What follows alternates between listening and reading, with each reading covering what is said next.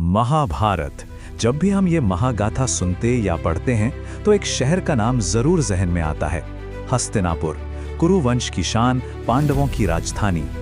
वो शहर जिसके लिए इतिहास का सबसे भयानक युद्ध लड़ा गया। लेकिन सबसे बड़ा रहस्य क्या है पता है? जो शहर इतने बड़े महायुद्ध को झेल गया, वो शहर बाद में अचानक गायब कैसे हो गया?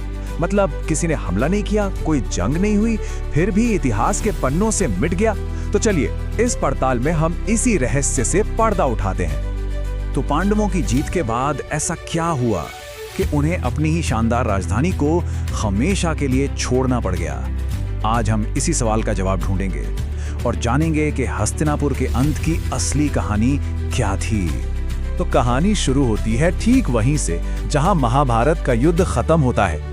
कुरुक्षेत्र का मैदान शांत हो चुका था और पांडवों के राज में हस्तिनापुर के लिए एक नए दौर की, एक नई सुबह की शुरुआत हो रही थी। युद्ध की उस भयंकर तबाही के बाद हस्तिनापुर ने फिर से उठना शुरू किया। एक नया सुनहरा दौर शुरू हुआ। देखिए, पांडव जंग तो जीत गए थे, लेकिन उनके सामने एक बहुत बड़ी चुनौती थी। एक ऐसा साम्राज्य जिसकी पूरी की पूरी युवा पीढ़ी युद्ध में मारी जा चुकी थी। तो युधिष्ठिर ने करीब 36 साल तक राज किया और शांति कायम की। उनके बाद गद्दी पर बैठे अर्जुन के पोते परीक्षित। उन्होंने शहर को फिर से उसकी पुरानी शान लौटाई। फिर आए परीक्षित के बेटे जन्मेजय, जिन्होंने साम्राज्य को तक्षशिला तक फैला दिया।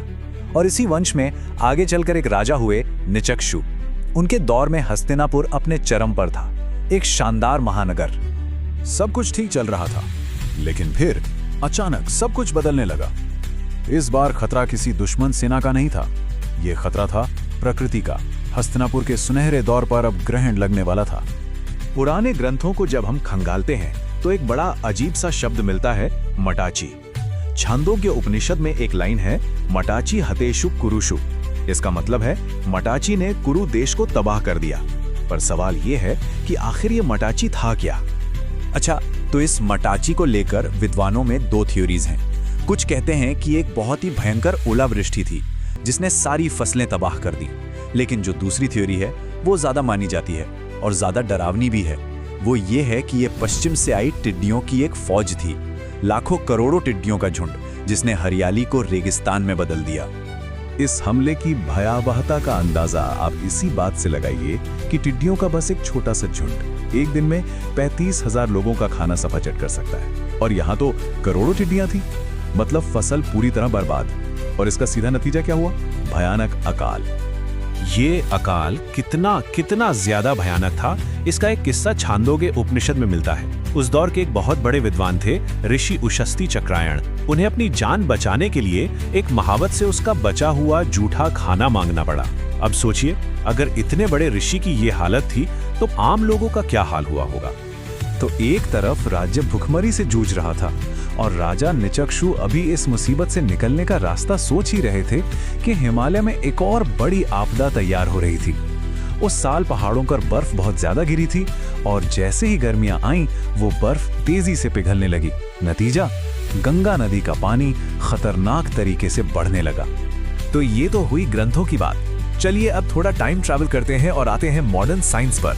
देखते हैं कि पुरातत्वविदों यानी आर्कियोलॉजिस्ट को जमीन के नीचे से इस खोए हुए शहर के क्या सुराग मिले। बात है 1950s की। एक बहुत ही मशहूर आर्कियोलॉजिस्ट थे प्रोफेसर बीबी लाल, जो बाद में आर्कियोलॉजिकल सर्वे ऑफ इंडिया यानी ASI के डायरेक्टर जनरल भी बने। उन्होंने मेरठ के पास कुछ टीलों की खुदाई शुरू की, इस उम्मीद में कि उन्हें असली हस्तिनापुर मिल जाएगा। और खुदाई में जो मिला वो सच में कमाल था।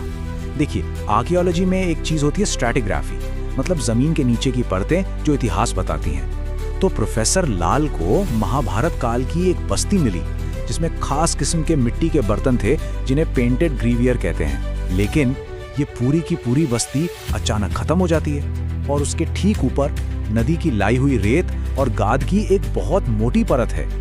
तो मतलब साफ था, जमीन खुद कहानी कह रही थी। पुरातात्विक सबूतों ने पुराणों में लिखी बाढ़ की बात पर पक्की मोहर लगा दी। ये एक ठोस सबूत था कि एक भयानक बाढ़ ने पूरे शहर को तबाह कर दिया था। ठीक है, तो हस्तिनापुर तो बाढ़ में बह गया, लेकिन कहानी यहीं खत्म नहीं होती। असली सवाल तो ये था कि वहां के लोग, वहां के राजा, वो सब कहां गए? तो अब पूरी पिक्चर क्लियर हो रही है। पहली आपदा मटाची का हमला, यानी टिड्डियों की फौज जिसने भयानक अकाल ला दिया, और दूसरी आपदा गंगा नदी की विनाशकारी बाढ़ जिसने पूरे शहर को ही उजाड़ दिया। इन दोहरी मार के बाद राजा निचक्षु के पास अपनी राजधानी को हमेशा के लिए खाली करने का आदेश देने के अलावा कोई और चारा नहीं बचा था।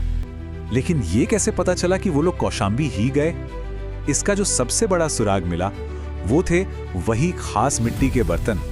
जी हाँ, प्रोफेसर बीबी लाल को कौशाम्बी की खुदाई में भी ठीक वैसे ही पेंटेड ग्रेवेयर मिले जैसे हस्तिनापुर के महाभारत वाली परत में मिले थे।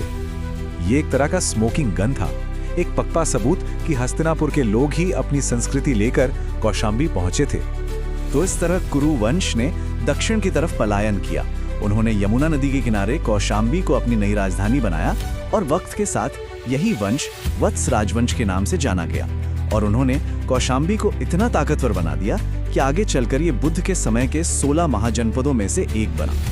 हस्तिनापुर की कहानी सिर्फ इतिहास का एक पन्ना नहीं है, ये आज के जमाने के लिए भी एक बहुत बड़ी सीख है, एक चेतावनी है। सोचिए, जो शहर कभी एक विशाल साम्राज्य की राजधानी था, वो आज उत्तर प्रदेश के मेरठ जिले का एक छोटा सा कस्बा है। हाँ, आज भी ये एक बहुत बड़ा पुरातात्विक स्थल है, बल्कि अभी 2024 में भी एएसआई ने वहां खुदाई की है और माना जा रहा है कि वहां एक प्राचीन मंदिर के अवशेष मिल सकते हैं। और यहाँ एक बड़ा ही दिलचस्प पॉलिटिकल कनेक्शन भी है। 1957 से एक ट्रेंड देखा गया है कि जो भी पार्टी हस्तिनापुर की विधानसभा सीट जीतती है, उत्तर प्रदेश में सरकार भी उसी की बनती है। मतलब सत्ता का वो प्राचीन केंद्र आज भी कहीं ना कहीं सत्ता का एक इंडिकेटर बना हुआ है। तो आखिर में सवाल ये है, हस्तिनापुर की कहानी हमें क्या सिखाती है? यही कि जब प्रकृति का कहर, संसाधनों की कमी और सिस्टम का फेलियर एक साथ मिल जाते हैं तो वो किसी भी महान से महान सभ्यता को घुटनों पर ला सकते हैं। सवाल ये है कि क्या आज के दौर में हम इस हजारों साल पुरानी चेतावनी को सुनने के लिए तैयार हैं?